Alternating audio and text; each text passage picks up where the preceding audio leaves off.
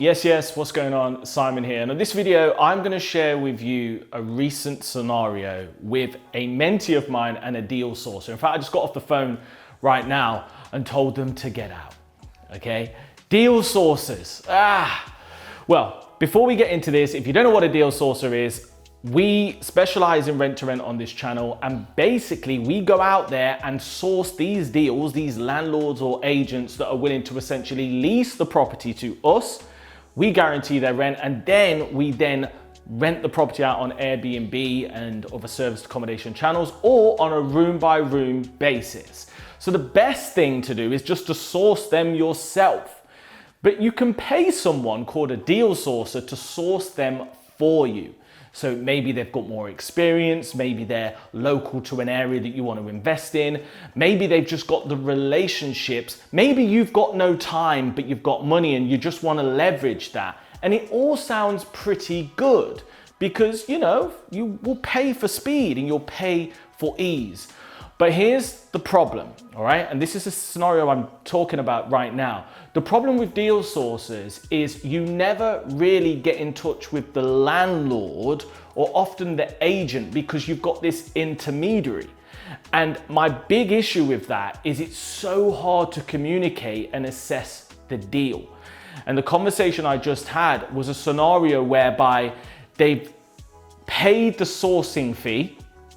They've in principle agreed on terms with the landlord, but now they've been sent a contract that is not correct for the business model and that does not have the right terms for them.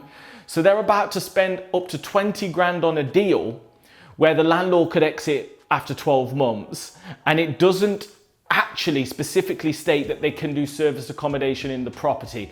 So it's risky because at that point, they've now paid the sourcing fee, but the contract's not right.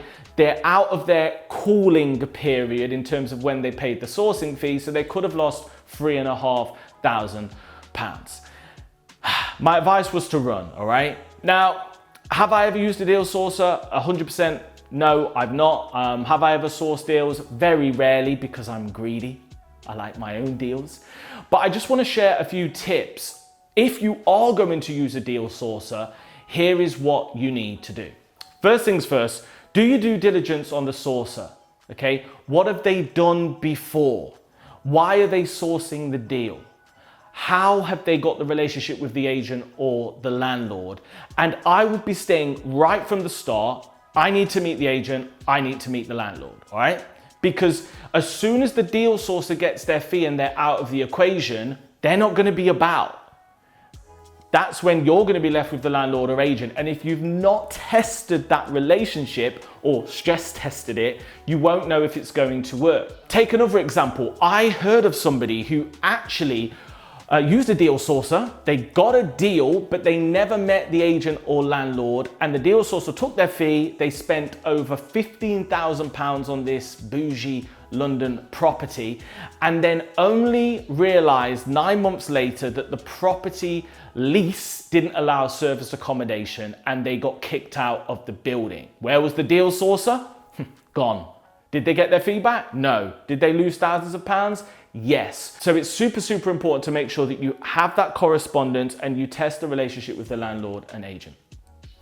Second thing is, personally, I would never ever pay a deal sourcing fee without having a really good idea that this property is going to work for me, because you don't really know who you're paying. And if you do pay a fee, make sure it's a small percentage of the fee and make sure that you're going to get a refund if it doesn't work for you or if the terms of the contract aren't favorable. So key, because what you don't want to do is lose a sourcing fee just to go and view a property. But to the same degree, you can understand why the sourcer needs to charge something to qualify you and to protect their lead, all right? But just be really careful. The third thing I would always do if I was going to work with a deal sourcer, absolutely essential, is you need to make sure that the figures are absolutely on point.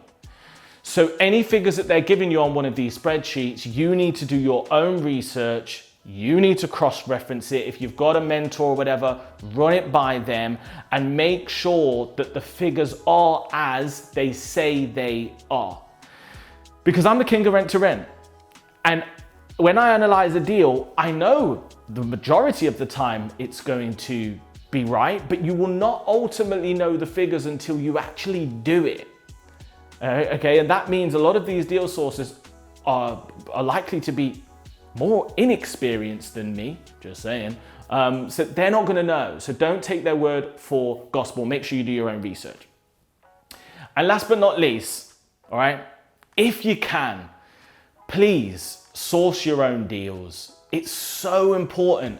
And the reason I discuss all the time on this channel is that if you want to just do one deal, sure, you could use a deal sourcer to shortcut this. But if you want to make 10 grand a month, you might need 10 or 15 deals. And you're not going to use a deal sourcer for every single one of them. So you need to learn how to fish, all right? So that you could actually source loads of deals, because 10 sourcing fees could be 50K, all right? So why not invest in a good education so that you know how to do it, and then you can source as many deals as you want. Hope you found this video useful. Let me know what your views are on deal sources below. As I said, I got nothing against you lot, but I need to protect my community and I need to protect my rent-to-renters. So just be careful, approach with caution, and don't rush. Rome wasn't built in a day.